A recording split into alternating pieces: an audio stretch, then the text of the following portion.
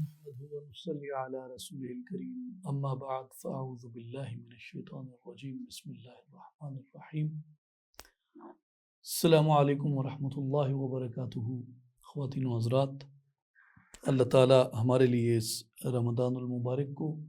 باعث برکت بنائے اور ہمیں اس کے فیوز اور برکات سے کما حق کو استفادہ کرنے کی توفیق خاص عطا فرمائے۔ ہماری استعاذہ پہ تعوذ پہ گفتگو مکمل ہوئی۔ اب ہم آج تسمیہ کے اوپر گفتگو کریں گے، اور اللہ تبارک و تعالیٰ کی بارگاہ میں سب سے پہلے ہمیں یہ توفیق طلب کرنی چاہیے کہ وہ ہمیں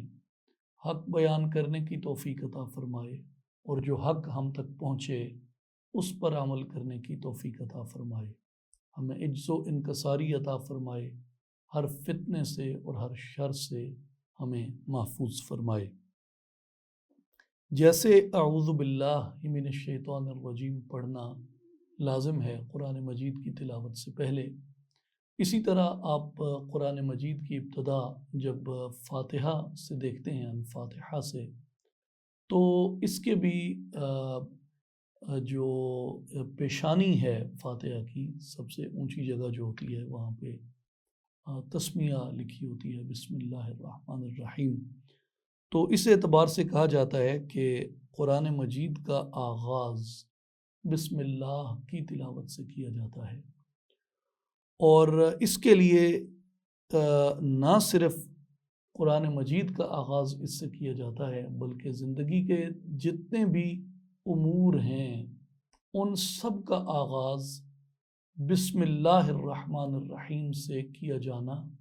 اولا ہوتا ہے، اور اس کے بارے میں سید الانبیاء صلی اللہ علیہ وآلہ وسلم نے بھی ہمیں تلقین فرمائی ہے، اور خود قرآن مجید کے اندر بھی متعدد مقامات پہ اس کے بارے میں ہمیں ارشاد فرمایا گیا۔ اس کی تفصیل ہم بعد کی گفتگو میں کریں گے۔ یہاں پہ صرف چند ایک چیزیں میں فرامین رسول صلی اللہ علیہ وآلہ وسلم سے نقل کر رہا ہوں۔ آپ کا فرمان مبارک ہے، کل امر ذی بال لا یبدأ فیہ ببسم اللہ فہو ابتر۔ ہر وہ محترم کام جس کی ابتدا بسم اللہ سے نہ کی جائے وہ خیر سے محروم ہوتا ہے۔ یہ جہاں آپ نے کام کے لیے کہا، وہیں آپ نے فرمایا کہ کلو کلام او امر ذی بال لا یفتح بذکر اللہ فہو ابتر، کہ ہر کلام یا کوئی بھی عزت والا معاملہ جس کی ابتدا ذکر اللہ سے نہ کی جائے وہ خیر سے محروم ہوتا ہے۔ اسی طرح آپ صلی اللہ علیہ وآلہ وسلم نے فرمایا کہ کل امر ذی بال لا یبدأ فیہ ببسم اللہ فہو اجذم، کہ ہر وہ محترم کام جس کی ابتدا بسم اللہ سے نہ کی جائے پس وہ ادھورا اور نامکمل رہتا ہے۔ اسی طرح آپ نے فرمایا کہ کل امر ذی بال لا یبدأ فیہ بالحمد، کوئی بھی ایسا کام جس کی جو اچھا کام جس کی ابتدا اللہ کی حمد و ثنا سے نہ کی جائے، اقطع، آپ نے فرمایا کہ وہ بھی خیر سے محروم ہوتا ہے۔ تو اس سے ہمیں یہ معلوم ہوتا ہے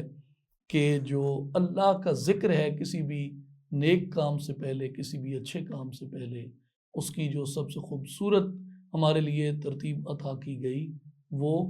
بسم اللہ الرحمن الرحیم کی تلاوت کرنا ہے، اور اس کو بتکرار بار بار ہر کام ہر چیز سے پہلے اس کو پڑھنا ہے۔ یہی بات شاہ عبدالعزیز محدث دہلوی رحمۃ اللہ علیہ آپ تفسیر عزیزی کے اندر ارشاد فرماتے ہیں کہ پس پہلی قسم وہ لطائف اور نکات ہیں جو بسم اللہ الرحمن الرحیم کے ساتھ متعلق ہیں، وہ یہ ہیں کہ تمام علوم اللہ تبارک و تعالیٰ کی 4 کتابوں میں درج ہیں، اور قرآن پاک ان تمام علوم پر حاوی اور ان تمام علوم خیر کا جامع ہے۔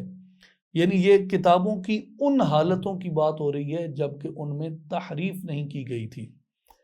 اور پھر فرمایا کہ تمام علوم قرآن کو سورہ الفاتحہ کے اندر جمع کر دیا، اور پھر فرمایا کہ سورہ الفاتحہ کے تمام علوم کو بسم اللہ الرحمن الرحیم میں جمع کر دیا، اور بسم اللہ الرحمن الرحیم کے تمام علوم کو بسم اللہ کی با میں جمع کر دیا۔ یہی بات جو ہے یہ امام فخر الدین رازی رحمۃ اللہ علیہ نے تفسیر کبیر میں بھی فرمائی ہے، اور شیخ شاہ عبد العزیز محدث دہلوی رحمۃ اللہ علیہ کا یہ قول حضرت امام رازی رحمۃ اللہ علیہ کے قول ہی سے انسپائرڈ ہے۔ امام رازی کا قول ہے کل العلوم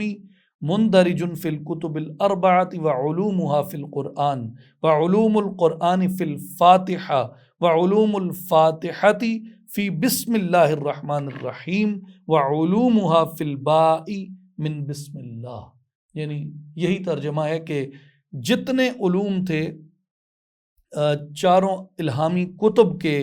ان کے تمام علوم قرآن مجید میں درج ہیں، اور قرآن مجید کے تمام علوم الفاتحہ میں درج ہیں، اور الفاتحہ کے تمام علوم بسم اللہ الرحمن الرحیم میں درج ہیں، اور اس کے تمام علوم وہ با کے اندر آ گئے ہیں۔ اور پھر اس کے بعد وہ فرماتے ہیں کہ قلت لأن المقصود من كل العلوم وصول العبد الى الرب۔ فرمایا کہ میں یہ کہتا ہوں تمام علوم کا مقصد یہ ہے کہ بندہ اللہ تک پہنچ جائے۔ تمام علوم کا مقصد کیا ہے؟ کہ بندہ اللہ تعالی تک پہنچ جائے۔ اور یہ جو با ہے بسم اللہ کی ابتدا میں وَهَذَا الْبَاءُ باء الالصاق، یہ جو با ہے بسم اللہ کی یہ باء الصاق ہے، یعنی یہ ملانے والی ہے، یہ ملاتی ہے۔ فَهُوَ يُلْصِقُ الْعَبْدَ بِالرَّبِّ، یہ با بندے کو رب سے ملاتی ہے، یہ باء الصاق بندے کو رب سے ملاتی ہے۔ فَهُوَ کمال المقصود، اور فرمایا کہ یہ کمال مقصود ہے، مقصود کا کمال ہی یہ ہے کہ بندہ اپنے رب تک پہنچ جائے۔ حضرت سلطان العارفین سلطان باہو رحمۃ اللہ علیہ نے بھی آپ کی اگر اپسٹمالوجی کو پڑھا جائے تو اپنی اپسٹمالوجی میں آپ نے جو نالج کی ڈیفینیشن کی ہے، خاص طور پہ لفظ علم کی آپ نے جو ڈیفینیشن کی ہے، آپ اس کے اندر فرماتے ہیں کہ علم، عالم اور معلوم یہ تین چیزیں ہیں، اور آپ فرماتے ہیں کہ علم رابطہ ہے عالم و معلوم کے درمیان، اور آپ فرماتے ہیں کہ دراصل حقیقی علم وہ ہے جو عالم کو معلوم تک پہنچا دے۔ حضرت سلطان العارفین سلطان باہو رحمۃ اللہ علیہ نے فرمایا کہ علم وہ ہے جو عالم کو معلوم تک پہنچا دے، اور جو عالم اپنے علم سے اپنے معلوم کو نہ پا سکا، اس کی شناخت نہ کر سکا، اس کو پہچان نہ سکا، تو فی الحقیقت وہ فیض علم سے محروم ہے، اگرچہ اس نے بہت سی روایات یاد کر رکھی ہوں۔ اس لیے امام رازی رحمۃ اللہ علیہ نے بھی یہی فرمایا کہ قلت لأن المقصود من كل العلوم وصول العبد الى الرب، فرمایا کہ میں کہتا ہوں کہ تمام علوم کا مقصد بندے کا اپنے رب تک پہنچ جانا ہے۔ وَهَذَا الْبَاءُ بَاءُ الْإِلْصَاقِ فَهُوَ يُلْصِقُ الْعَبْدَ بِالرَّبِّ، اور یہ جو با ہے یہ باء الصاق ہے، یعنی یہ ملاتی ہے بندے کو اپنے رب کے ساتھ۔ اب بات آ گئی اس با کی۔ اب اس کے بارے میں بہت خوبصورت نظریات جو ہیں وہ علماء کرام نے اور صوفیاء عظام نے پیش فرمائے ہیں، لیکن ایک بہت ہی خوبصورت بحث اور بہت ہی خوبصورت گفتگو شیخ فخر الدین رازی رحمۃ اللہ علیہ کے مرشد اور ان کے شیخ نجم الدین کبرا رحمۃ اللہ علیہ نے کی، اور آپ بہت بڑے صوفیاء میں کبار صوفیاء کے اندر آپ کو شمار کیا جاتا ہے، اور آپ کی جو تعویلات کے اوپر مشتمل آپ کی تفسیر ہے، التاویلات النجمیہ فی التفسیر الاشاری الصوفی، اس کو چہار دانگ عالم میں ایک شہرت نصیب ہے، اور کہا جاتا ہے کہ قرآن کی جتنی تعویلات کی گئی ہیں ان کا مطالعہ مکمل نہیں ہوتا جب تک کہ شیخ نجم الدین کبریٰ کی تعویلات کا مطالعہ نہ کیا جائے۔ اور بڑے بڑے اجل صوفیاء جو ہیں، بڑے بڑے کبار صوفیاء آپ کے بعد آنے والے، ان میں سے کوئی آپ کو ایسا نہیں ملے گا جو علمی روایت سے جڑا تھا اور اس نے کسی جگہ پہ تعویلات نجمیہ سے استفادہ نہیں کیا۔ اتنا وسیع فیض ہے اس کتاب کا کہ آدمی حیران ہو جاتا ہے۔ شیخ اسماعیل حقی رحمۃ اللہ علیہ کی اگر آپ روح البیان پڑھیں، ان کو، اور دیگر صوفیاء کرام کی بھی آپ اگر کتب پڑھیں، تو جگہ جگہ پہ وہ شیخ نجم الدین کبریٰ رحمۃ اللہ علیہ کا حوالہ دیتے ہیں۔ شیخ نجم الدین کبریٰ رحمۃ اللہ علیہ نے ایک سوال پیدا کیا، اور اس سوال کے اندر انہوں نے فرمایا کہ اس میں کیا حکمت اور کیا وجہ ہے کہ اللہ تبارک و تعالیٰ نے اپنی کتاب کے آغاز کے لیے حرف با کو منتخب کیا۔ اپنی کتاب کے آغاز کے لیے، یعنی بسم اللہ سے شروع ہوتی ہے، تو اس کے آغاز کے لیے حرف با کو کیوں منتخب کیا، اور باقی تمام حروف جن میں کہ وہ فرماتے ہیں کہ بطور خاص حرف الف جس کی بڑی عظمت ہے، تو اس پہ آگے وہ ساتھ ساتھ بات آئے گی۔ الف اور با کے مختلف تقابلی جائزے نجم الدین کبریٰ رحمۃ اللہ علیہ نے پیش کیے ہیں، تو وہ فرماتے ہیں کہ حرف با کو کیوں منتخب کیا گیا، تو اس کی حکمت کے اوپر وہ فرماتے ہیں کہ فعاشرات معان، اس کے جواب میں وہ کہتے ہیں کہ اس کے 10 معنی ہیں، اس کے 10 مطالب ہیں، اس کے 10 معانی ہیں، اور 10 حکمتیں ہیں اس بات کی کہ با کو دیگر حروف پہ اللہ تعالیٰ نے یہاں بسم اللہ اور آغاز کتاب کے لیے مقدم کیوں فرمایا۔ بڑی لطیف باتیں، بڑی باریک باتیں، اور ایسی باتیں جو انسان کی روح کو معطر کر دیتی ہیں۔ اس لیے آج کی ہماری جو گفتگو ہے وہ بائے بسم اللہ پہ ہوگی، اور بسم اللہ شریف کی جو اپنی برکتیں ہیں، جو اس کی اپنی فضیلت ہے، اس کے بارے میں جو قرآنی احکام ہیں، اور میرے آقا و مولا سید الانبیاء، خاتم الانبیاء، امام الانبیاء، محمد مصطفیٰ احمد مجتبیٰ صلی اللہ علیہ وآلہ وسلم، آپ کے فرامین مبارکہ کا ہم ایک الگ گفتگو میں جائزہ لیں گے تسمیہ کے بارے میں۔ آج ہم گفتگو کریں گے صرف بائے بسم اللہ کے اوپر، کہ بسم اللہ کی با کا راز کیا ہے، اور بسم اللہ کی با کی حکمت کیا ہے۔ پہلی حکمت انہوں نے فرمایا کہ فعاشرات معان، اس کی 10 معانی ہیں، یعنی اس کی 10 حکمتیں ہیں۔ تو جو پہلی حکمت آپ نے بیان فرمائی، آپ فرماتے ہیں کہ ان فی الالف ترفعا وتکبرا وتطاولا، بے شک الف میں بلندی ہے، الف میں بڑائی ہے، اور الف میں لمبائی ہے، اور اس کے مقابلے میں اگر تم با کو دیکھو، وفی الباء انکسارا وتوادعا وتساقطا، لیکن با کے اندر انکساری ہے، با میں عاجزی ہے، با میں پستی ہے۔ گویا الف جو ہے اس سے ذات کبریا کے اسم پاک کا آغاز ہوا، اس لیے الف تمام حروف پہ مقدم ہے، کیونکہ اللہ پاک کا اسم جلالت حرف الف سے شروع ہوتا ہے، اور جو با ہے یہ ہماری برکت کے لیے بسم اللہ کے طور پہ ہمیں عطا فرمایا۔ اور پھر فرماتے ہیں کہ جس چیز میں انکساری آ جائے،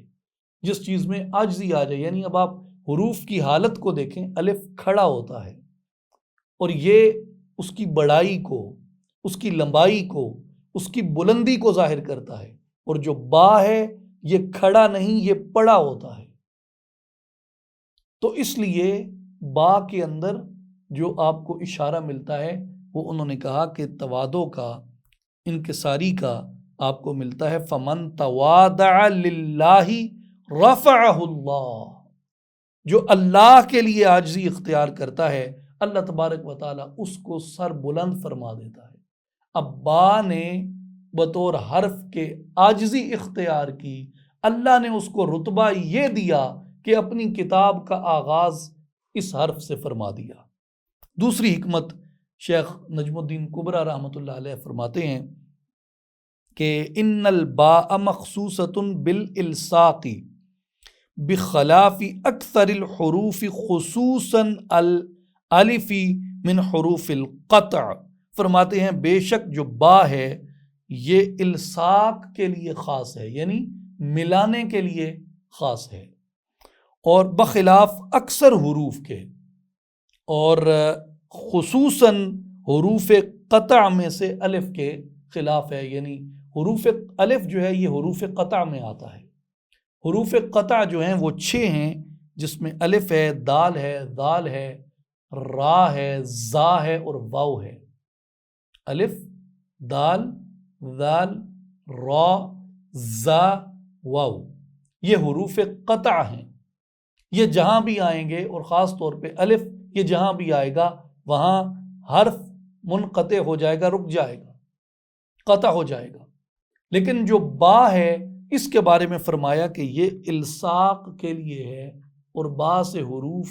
آگے ملتے ہیں، آگے چلتے ہیں، یعنی یہ ایسا حرف ہے جو حرفوں کو جوڑنے والا ہے۔ اور تیسری حکمت انہوں نے بیان فرمائی کہ ان الباء مکسورۃ ابدا فلما كانت فيها کثرۃ وانکسار فی الصورۃ والمعنى وجدت شرف العندیت من اللہ تعالی کما قال اللہ تعالی انا عند المنکسرۃ قلوبهم من اجلی۔ بے شک با ہمیشہ مکسور پڑھی جاتی ہے، یعنی زیر کے ساتھ پڑھی جاتی ہے، جبکہ اس کے ظاہر اور باطن میں عجز و انکساری پائی گئی۔ اب ظاہر میں اس کے عجز یہ پایا گیا کہ وہ کھڑی نہیں، پڑی ہے حرف کے لکھنے میں، اور اس کے باطن میں یہ انکساری پائی گئی کہ یہ مکسور کے لیے آتی ہے۔ اس لیے جو با ہے یہ حروف جار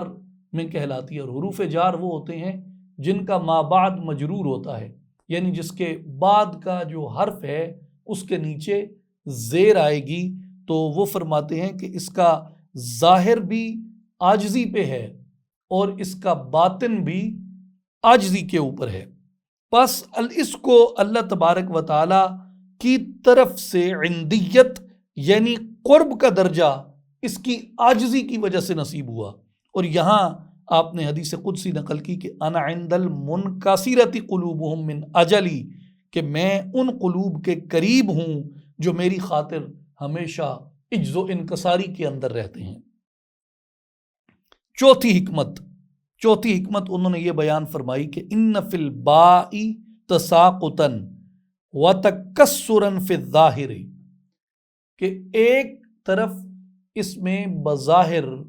دونوں اعتبار سے، یعنی ظاہراً اور باطناً، وہ کہتے ہیں کہ دونوں اعتبار سے ایک طرف اس میں عاجزی کا پہلو نکلتا ہے، لیکن دوسری طرف اگر آپ دیکھیں وَلَكِنَّ رِفْعَةَ دَرَجَةٍ وَعُلْوَ ہِمَّةٍ فِي الْحَقِيقَةِ، لیکن اگر آپ اس کی حقیقت میں دیکھیں تو اس میں بلندی درجات پائی جاتی ہے اور علو ہمتی پائی جاتی ہے، یعنی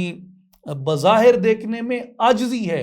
لیکن اس کے اندر اتر کے دیکھیں تو یہ قرآن کا آغاز بنی۔ تو اس لیے فرمایا کہ یہ جو صفت ہے کہ دیکھنے میں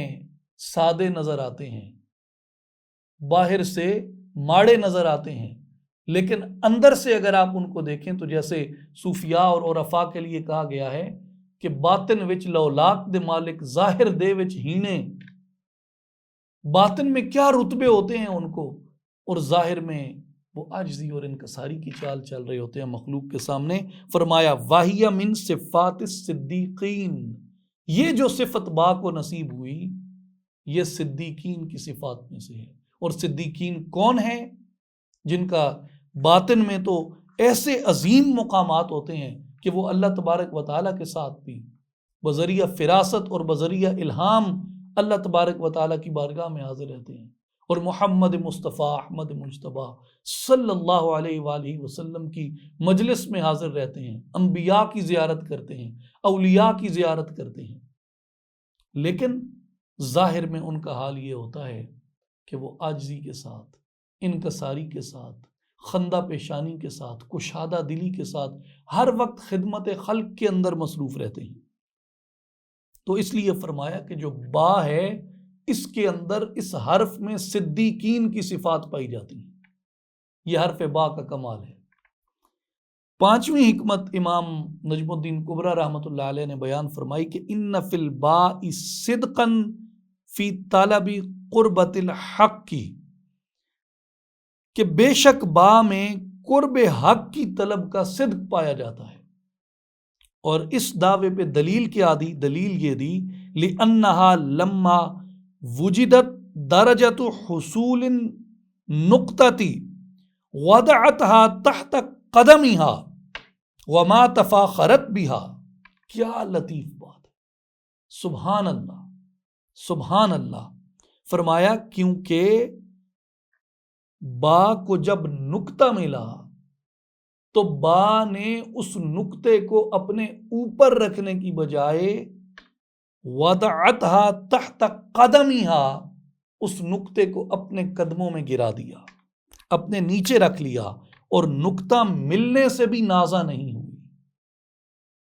نقطہ ملنے سے بھی نازا نہیں ہوئی۔ اس سے کئی دلیلیں اخذ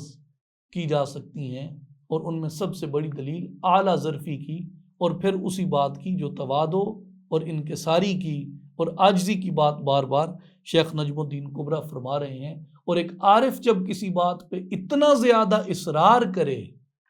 تو اس کا مفہوم اتنا بڑا اور اتنا وسیع ہو جاتا ہے، اور بنیادی طور پہ وہ با سے سبق یہ اخذ کر رہے ہیں کہ ایک حرف تھا، اس حرف میں تواضع آ گئی، عاجزی آ گئی، انکساری آ گئی، تو اللہ تبارک و تعالیٰ نے اس کو آغاز قرآن کے شرف سے مالا مال کر دیا۔ اور اگر بندہ مومن عاجزی اختیار کر لے، انکساری اختیار کر لے، تواضع اختیار کر لے، تو وہ سوچ سکتا ہے کہ اللہ تبارک و تعالیٰ کتنی بلندیاں اور کتنی رفعتیں اس شخص کو عطا کر دے گا۔ تو سبق یہ ہے۔ پھر آگے فرماتے ہیں کہ اس کی جو چھٹی حکمت ہے، ان الالف حرف علت بخلاف الباء، کہ بے شک الف جو ہے یہ حرف علت ہے ایز کمپیئر ٹو با، کیونکہ جو با ہے یہ حرف علت نہیں ہے، حرف علت تین ہے، وا، الف اور یا۔ پرانا قاعدہ اساتذہ یاد کرواتے تھے طلباء کو آسانی کے لیے کہ حرف علت نام کردن واو الف یا ارا، ہر کرا درد رسد لاچار گوید وائرا۔ تو جو الف ہے یہ حرف علت ہے، اور حرف علت جو ہے کسی سبب یا وجہ کے بیان کے لیے ہے، یعنی علت بذات خود اس کو معنی کو واضح کر رہی ہے کہ یہ حرف کسی سبب یا کسی وجہ کے بیان کے لیے ہے، اور یعنی اس میں کسی چیز کا سوال پایا جاتا ہے۔ اور امام نجم الدین کبریٰ رحمۃ اللہ علیہ یہاں فرماتے ہیں کہ اس کے برخلاف اگر با کو دیکھیں تو اس کا حرف علت نہ ہونا اس بات کی دلیل ہے کہ اس میں سوال نہیں، اس میں تصدیق ہے۔ اور یہ بات ان کی جو چوتھی صفت انہوں نے بیان فرمائی، چوتھی حکمت بیان فرمائی، یہ اس کی تائید کرتی ہے کہ اس میں سوال نہیں، اس میں تصدیق کا عمل پایا جاتا ہے۔ ساتویں بڑی باریک بات ہے، ساتویں حکمت شیخ نجم الدین کبریٰ بائے بسم اللہ کی بیان فرماتے ہیں۔ وہ فرماتے ہیں کہ ان الباء حرف تام مطبوع فی المعنی وان كانت تابعا صورة من حيث ان موضعه بعد الالف فی وضع الحروف۔ فرمایا بے شک حرف با جو ہے یہ با اعتبار معنی حرف تام اور مطبوع ہے، اگرچہ با اعتبار ظاہر کے تابع ہو کر آئی ہے۔ یعنی یہ فی الحقیقت وہ کہتے ہیں کہ اگر اس کو دیکھا جائے تو یہ مطبوع ہے، الف اس کی اتباع کرتا ہے، الف اس کے بعد آتا ہے، اب یہ تھوڑی سی مشکل بات ہے، میں اس کو آسان کرتا ہوں، اور آسان ہم اس کو اس طرح کرتے ہیں کہ دو صورتیں ہیں۔ ایک صورت حروف تہجی کی ہے۔ اگر حروف تہجی میں دیکھیں، الف پہلے اور با بعد میں آیا، اس اعتبار سے الف مطبوع ہے اور با تابع ہے۔ اس اعتبار سے چونکہ الف پہلے ہے اور با بعد میں ہے، اب با الف کی پیروی میں آئی ہے، اور الف وہ ہے جس کی پیروی کی گئی، لیکن دوسری صورت جو ہے وہ ادائیگی کی ہے۔ اور امام نجم الدین کبریٰ رحمۃ اللہ علیہ فرماتے ہیں کہ اگر ادائیگی کی صورت میں دیکھیں تو ادائیگی میں با مقدم ہے، کیونکہ با جو ہے یہ الف سے پہلے آتی ہے اور الف اس کے بعد آتا ہے، اس لیے وہ فرمایا کہ یہ جو ہے ان الباء حرف تام مطبوع فی المعنی، اپنے معنی میں اور ادائیگی کے اندر یہ مطبوع ہے اور الف اس کے بعد آتا ہے۔ لیکن نقطے کی بات یہاں جو سمجھنے کی ہے وہ یہ ہے کہ جو با ہے اس کو ادائیگی میں دیکھیں یا اس کو تہجی حروف کے اعتبار سے دیکھیں، یہ دونوں حالتوں میں الف سے جدا نہیں ہوتا، دونوں حالتوں میں، یعنی چاہے یہ تابع ہو کر آئے چاہے یہ مطبوع ہو کر آئے، یہ دونوں حالتوں میں حرف با حرف الف سے جڑا ہے، اور حرف الف کا قریبی ترین لفظ جو ہے وہ حرف با ہے۔ 8ویں حکمت آپ نے یہ بیان فرمائی کہ ان الباء حرف عامل و متصرف فی غیرہ فظہر لها من هذا الوجہ قدر و قدرت فصلحت للابتداء۔ وہ فرماتے ہیں کہ بے شک جو با ہے یہ اپنے غیر میں عامل اور متصرف ہے، میں ڈی کوڈ کروں گا اس کو، فرماتے ہیں کہ اپنے غیر میں عامل اور متصرف ہے، اس وجہ سے یہ صاحب قدرت ہے، بدیں وجہ یہ ابتدا کے لائق ہوئی، اس لیے کہ یہ اپنے بعد آنے والے حرف پہ چونکہ اثر انداز ہوتی ہے اور اس میں تصرف کرتی ہے۔ اس کی مثال سادہ یہ ہے کہ بسم اللہ کی بسم جو ہے، یعنی اس کے بعد جو اسم آتا ہے اس کے نیچے زیر ہے، اور وہ زیر جو لگی اسم کے نیچے اس میں تصرف با کا ہے، کیونکہ با حرف جار ہے اور اس کے مابعد زیر لگنی تھی نیچے، اس لیے با کے تصرف کی وجہ سے اسم کے نیچے زیر لگی، تو ہم نے پڑھا بسم اللہ الرحمن الرحیم، تو اس لیے انہوں نے کہا کہ اس میں یہ متصرف ہے، اس قدر و قدرت کی وجہ سے یہ اس لائق ہوئی کہ اللہ تبارک و تعالیٰ نے اس کو ابتدائی کتاب بنا دیا۔ 9ویں حکمت یعنی 9th ریزن اس کی، وہ یہ بیان فرماتے ہیں ان الباء حرف کامل فی صفات نفسہ بأنہ للالصاق والاستعانۃ والاضافۃ مکمل لغیرہ۔ با اپنے نفسی اعتبار کے صفات سے حرف کامل ہے، بئیں طور کہ یہ الصاق کے لیے بھی آتی ہے، یعنی ملانے کے لیے، اور استعانت کے لیے بھی آتی ہے، مدد کے لیے، اور اضافت کے لیے بھی آتی ہے۔ دوسری بات اس میں یہ ہے کہ یہ اپنے غیر کو مکمل کرتی ہے، یعنی اپنے مدخول کو جس پر یہ داخل ہوتی ہے، جس پر یہ وارد ہوتی ہے، یعنی جو اس کے بعد کا حرف ہے، جو بھی اس کے بعد کا حرف ہوگا جس پر یہ آئی ہے با، یہ اس کو مکسور بناتی ہے، یعنی متواضع بناتی ہے، اس کو عاجزی والا بناتی ہے۔ اب یہ ایک تصور ہے حضرات صوفیاء کے ہاں، وہ پنجابی میں سرائکی میں ہمارے بہت عظیم صوفی گزرے ہیں آخری زمانے کے، حضرت خواجہ غلام فرید رحمۃ اللہ تعالی علیہ، کوٹ مٹھن شریف سے۔ آپ کے بڑے مشہور کلام تو تقریباً پوری دنیا ان کے کلام سے واقف ہے۔ آپ نے نواب صاحب آف بہاولپور کو ایک نصیحت بھیجی، اور وہ نصیحت بڑی خوبصورت تھی۔ آپ نے سرائکی میں لکھا، نواب صاحب بہاولپور کو لکھ کے، کہ نواب صاحب زیر تھی زبر نہ تھی متا پیش پوی۔ اب 3 اعراب ہیں، زیر، زبر، پیش۔ زیر عاجزی کے لیے یعنی نیچے آتا ہے، تواضع میں، انکساری میں آتا ہے۔ زبر اوپر آتا ہے، اور زبر کے لیے ہمارے ہاں محاورے میں زبردست استعمال ہوتا ہے، اور اوپر والے کو جابر کے طور پہ انہوں نے بیان کیا۔ اور پیش میں بڑی وسعت معنی اختیار کر گیا، متا پیش پوی، یعنی ہو سکتا ہے کہ پھر فلک اس بات کا انتقام لے، ہو سکتا ہے پھر خدا اپنی بے آواز لاٹھی سے اس کا انتقام لے۔ اس لیے زیر بن، زبر نہ بن، یعنی عاجز بن، متکبر نہ بن، انکساری کرنے والا بن، اکڑنے والا نہ بن، جھک کے رہنے والا بن،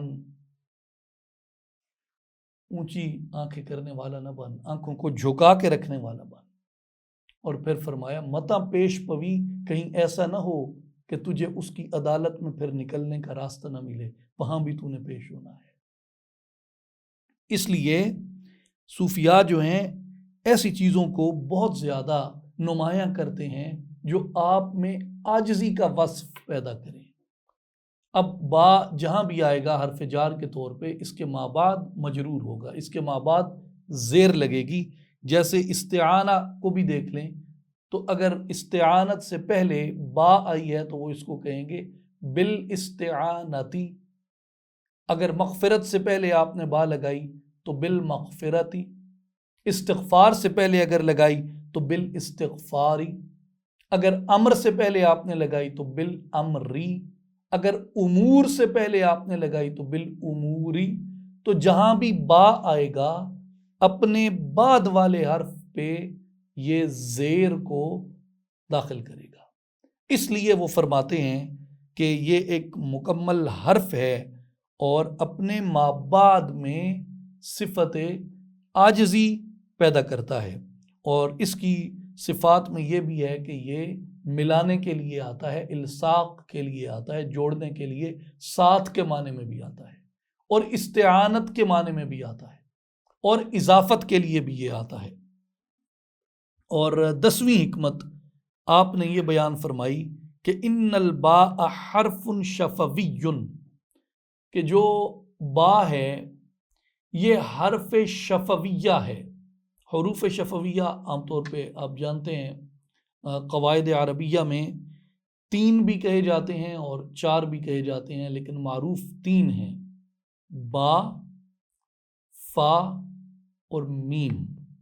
اس کو انگریزی میں لیبیل کانسوننٹ کہتے ہیں، اور اگر دونوں ہونٹوں پہ جو اثر انداز ہو رہے ہوں تو ان کو بائی لیبیلز بھی کہتے ہیں، اور لیکن عربی کے اندر اس کو حروف شفویہ کہتے ہیں، اور یہ 3 ہیں، با، فا اور میم۔ اب وہ فرماتے ہیں کہ اب اس کے آگے دیکھیے گا کہ وہ ہونٹ کھولنے کی نسبت دے رہے ہیں،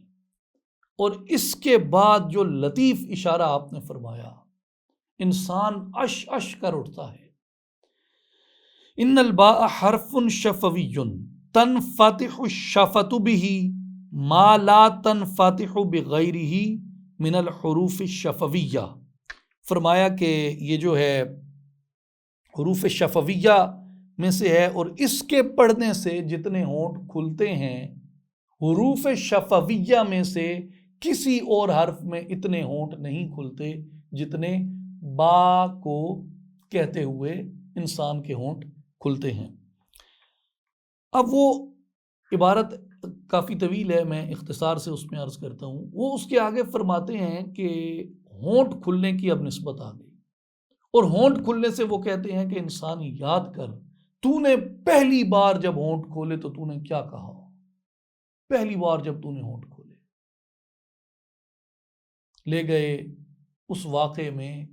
جو میثاق الست کے نام سے ہے، اور قرآن مجید میں جس کو بیان کیا گیا کہ اللہ تعالیٰ نے روحوں کو جمع کیا اور ان سے خطاب فرمایا، الست بربکم۔ اب یہاں ایک نقطہ اور بھی میں عرض کر دوں کہ اللہ تبارک و تعالیٰ نے کئی مقامات پہ الف سے آغاز کیا۔ مثال کے طور پہ اگر آپ سورہ فاتحہ کا اپنا آغاز دیکھیں تو الحمدللہ رب العالمین ہے۔ اگر آپ سورہ البقرہ کا آغاز دیکھیں تو الف لام میم ہے، اور اگر آپ پہلی وحی دیکھیں جو اتری تو وہ اقرأ ہے، اور پہلا خطاب جو شیخ نجم الدین کبریٰ کی اس بات کے مطابق جو پہلا خطاب کیا گیا اس کے مطابق بھی الست بربکم، اللہ تبارک و تعالیٰ نے کلمہ الف سے آغاز کیا، اور اللہ تبارک و تعالیٰ کا اسم جلالت بھی یعنی اسم اللہ بھی الف سے شروع ہوتا ہے۔ اس لیے الف کی اپنی منزلت، الف کا اپنا مقام ہے، لیکن جہاں ہم پہ مہربانی کرنے کی باری آئی تو وہاں پہ ہماری توجہ شیخ نجم الدین کبریٰ نے دلوائی کہ اب یہ حروف شفویہ میں سے ہے، با ہونٹ سے متعلقہ حروف کے ساتھ ہے۔ تو اب غور کرو، جب تم نے الست بربکم کے جواب میں پہلی بار ہونٹ کھولے تو تم نے کیا کہا؟ بلا، شہدنا، ہم گواہی دیتے ہیں، ہاں تو ہی ہمارا رب ہے۔ تو بلا میں کلمہ بلا جو کہا،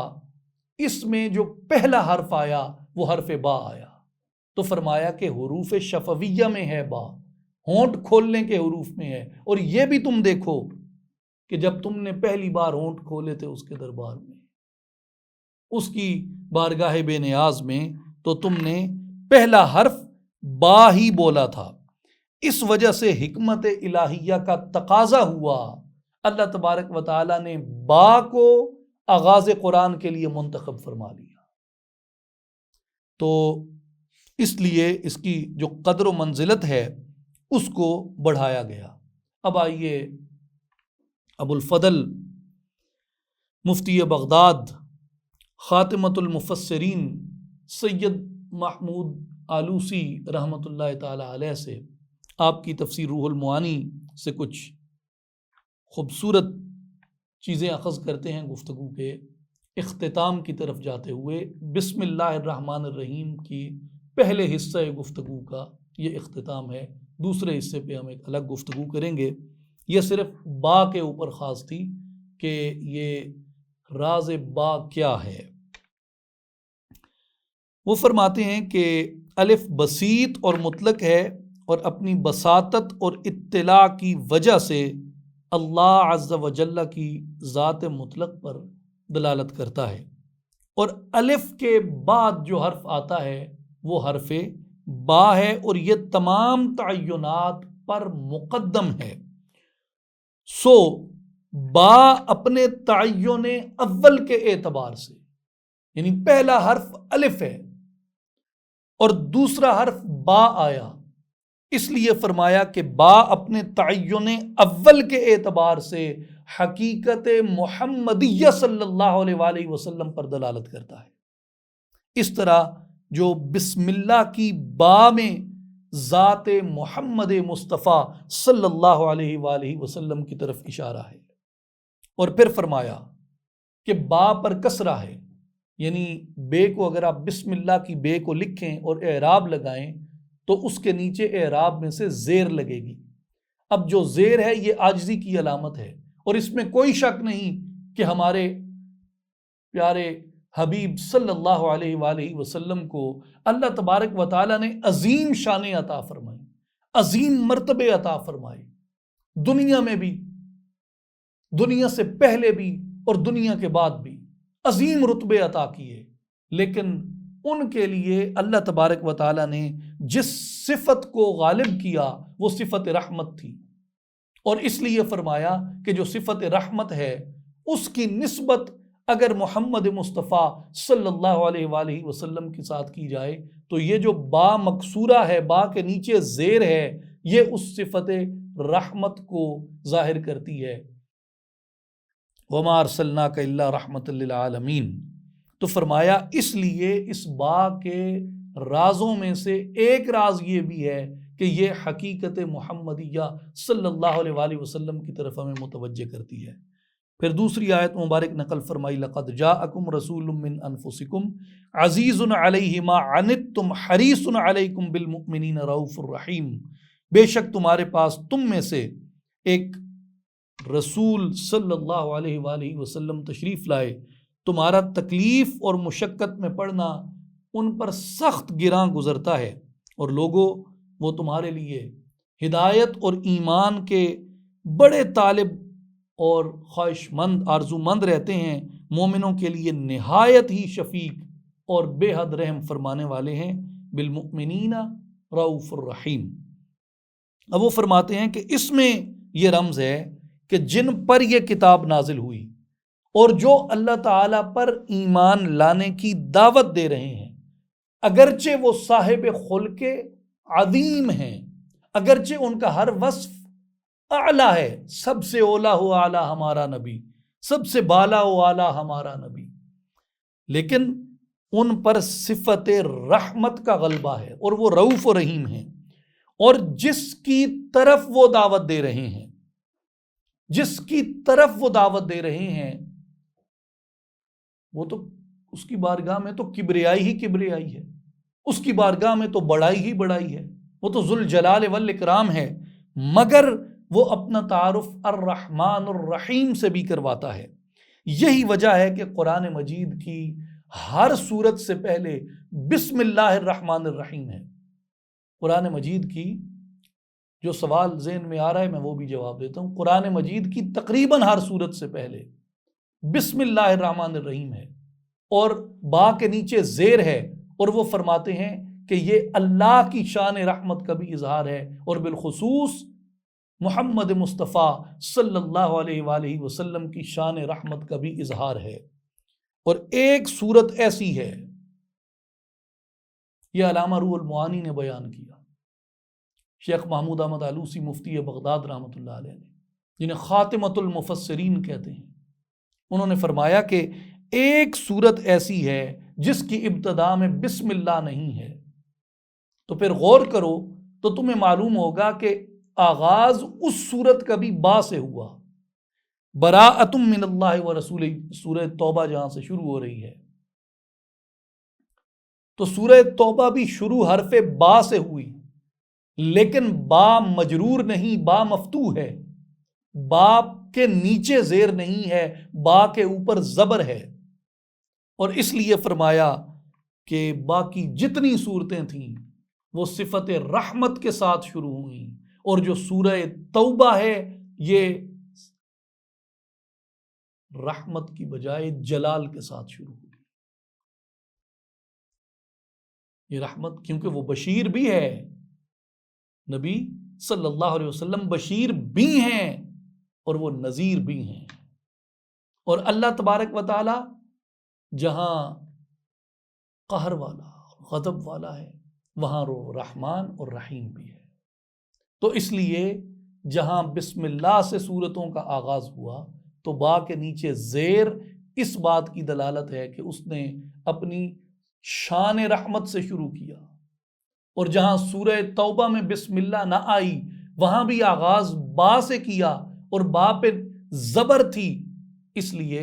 یہ اس کی شان جلال کے ساتھ شروع ہوئی ہے۔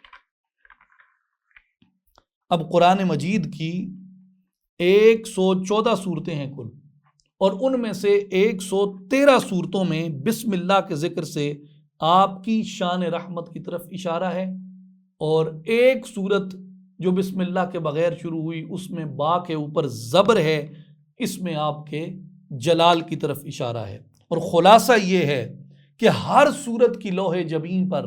حقیقت محمدیہ صلی اللہ علیہ وآلہ وسلم کی رمز لکھی ہے، علامہ روح المعانی کہتے ہیں، اور 113 صورتوں میں آپ کے جمال کی طرف اور ایک صورت میں آپ کے جلال کی طرف اشارہ ہے۔ اب اس کے بعد ایک بڑی خوبصورت بات ہے، اسے علامہ غلام رسول سعیدی رحمۃ اللہ علیہ نے بھی نقل کیا، جو صاحب تفسیرین ہیں، 2 تفسیریں لکھی اور شارح صحیحین ہیں۔ وہ فرماتے ہیں بعض محققین نے بیان کیا کہ بسم اللہ میں با کے بعد اسم اللہ ہے، اور اسم اللہ میں بھی حقیقت محمدیہ صلی اللہ علیہ وآلہ وسلم کی طرف رمز ہے، اور اس کی دلیل یہ ہے کہ یوں تو ہر چیز اللہ تعالیٰ کی ذات کے اوپر دلالت کرتی ہے، لیکن کامل دلالت کرنے والا وہ ہوگا جس کی دلالت سب کے لیے ہو۔ کامل دلالت کرنے والا وہ ہوگا جس کی دلالت سب کے لیے ہو، جو نبیوں اور رسولوں کے لیے بھی اللہ کی دلیل ہو، انسانوں اور جنوں کے لیے بھی اللہ کی دلیل ہو، شجر و حجر کے لیے، دشت و جبل کے لیے، بحر و بر کے لیے، کائنات کی ہر حقیقت کے لیے اللہ تبارک و تعالیٰ کی دلیل ہو، اور ایسی کامل دلیل بجز ذات محمد مصطفیٰ صلی اللہ علیہ وسلم کے کوئی نہیں ہو سکتی۔ تو فرمایا کہ اس لیے بھی کہ اس میں اللہ کو میں نے مانا، اس میں اللہ پہ میں یقین لایا، اور اس کی ذات پہ، اللہ کی ذات پہ میں یقین لایا، اس کی صفات پہ میں یقین لایا، مگر اس کے اسم کی خبر اور اس کے ذات کی خبر مجھے کس نے دی کہ میں یقین لایا؟ مجھے اس کے اسم کی اور اس کی ذات کی خبر ایک مخبر صادق نے عطا کی، ایک مخبر صادق نے عطا کی، جو سچ کی خبریں عطا کرنے والا ہے، جو صادق و امین ہے، جو محمد مصطفیٰ صلی اللہ علیہ وآلہ وسلم ہے۔ اس لیے مفسرین فرماتے ہیں کہ بسم کے بعد، بے اسم کے بعد جو اسم اللہ ہے، اس میں بھی محمد مصطفیٰ صلی اللہ علیہ وآلہ وسلم کی حقیقت کی طرف اور حضور کی شان اور حضور کی عظمت کی طرف اشارہ ہے۔ اور اس لیے بھی وہ ایک اور بات فرماتے ہیں کہ حضور علیہ الصلوۃ والسلام خلق میں بھی اول ہیں، حضور علیہ الصلوۃ والسلام خلق میں اول ہیں۔ اس اعتبار سے بھی جو با ہے یہ قرآن کا اول ہے، اور اس میں بھی حقیقت محمدیہ صلی اللہ علیہ وسلم کی طرف اشارہ ہے۔ اور پھر یہ کہ با الصاق کے لیے آتی ہے۔ الصاق کا مطلب جیسے پہلے بیان ہو چکا بار بار کہ ملانا، جوڑنا، اور جب یہ مخلوق اپنے خالق سے کٹ جاتی ہے تو پھر اس کو ملانے کے لیے محمد مصطفیٰ صلی اللہ علیہ وآلہ وسلم کی ذات گرامی ہے۔ آدم علیہ السلام پہلے بشر تھے اس چہرہ ارض کے اوپر، تو ان کی توبہ محمد مصطفیٰ صلی اللہ علیہ وآلہ وسلم کے وسیلہ جلیلہ سے قبول ہوئی۔ اگر نام محمد را نیا ورد شفیع آدم، نہ آدم یافتے توبہ، نہ نوح از غرق نجینا۔ تو اس لیے ملانے والے بھی محمد مصطفیٰ صلی اللہ علیہ وآلہ وسلم ہیں۔ اور اختتام کرتے ہوئے فرمایا کہ خلاصہ یہ ہے کہ بسم اللہ کی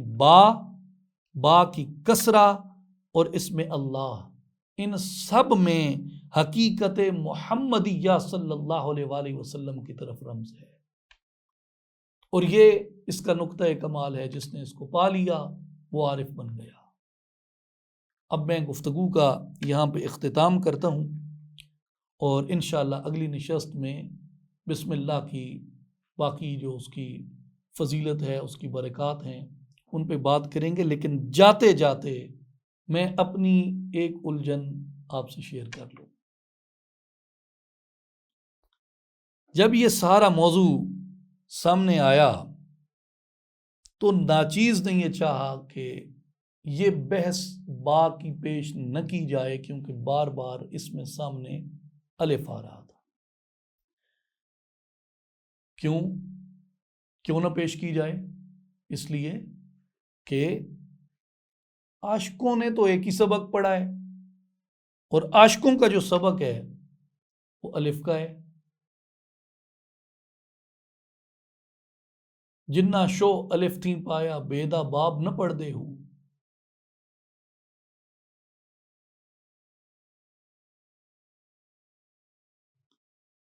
ایک کو الف تیرے درکار، عاشقوں نے تو الف کا سبق پڑھا ہے۔ ایک دیوانہ مشرب تھا، یہ تاجکی قبائل سے تھے اور بڑے مشہور صوفی بزرگ ہیں وسط ایشیا کے. تو وہ چھوٹے سے بچے تھے تو ان کے بارے میں ہے کہ وہ مادرزاد ولی اللہ تھے. باپ نے سبق پڑھانے کے لیے ان کو استاد کے پاس بھیجا تو استاد نے ان کو سبق پڑھایا, پڑھو الف. اس نے پڑھا الف. استاد نیک تھا, اس نے کہا کہ الف سے کس کا نام بنتا ہے؟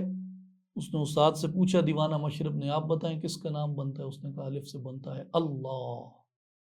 سبحان اللہ. اس نے کہا پڑھو بے. اس نے کہا اللہ پڑھ لیا ہے, اب بے کی کیا حاجت؟ تو میں نے کہا کہ اب عاشقوں کا سبق تو الف پہ تھا, تو ہم بے کا سبق کیوں پڑھیں؟ تو جب غور کیا,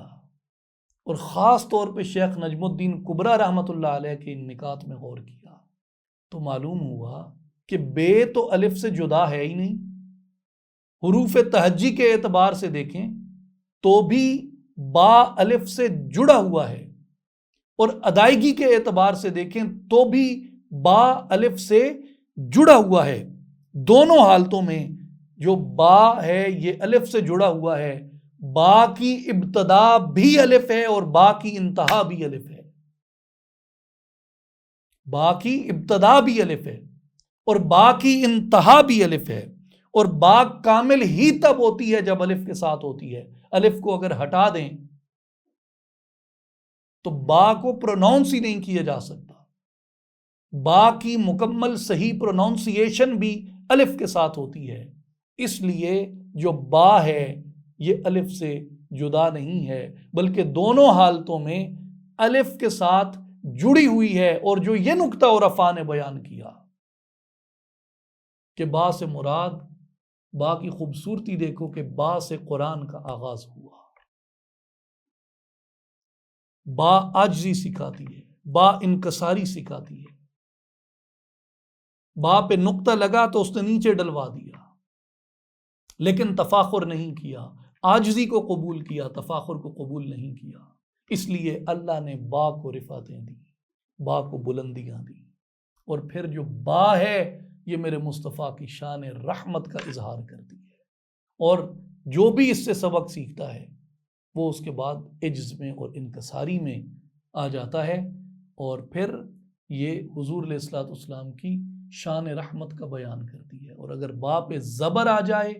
تو یہ حضور علیہ الصلوۃ والسلام کی شان جلالی کا اظہار کرتی ہے, اور اللہ تبارک و تعالیٰ کی بھی عظمت اور جلال اور بڑائی اور بزرگی کو بیان کرتی ہے. لیکن اس کے نیچے اگر زیر ہو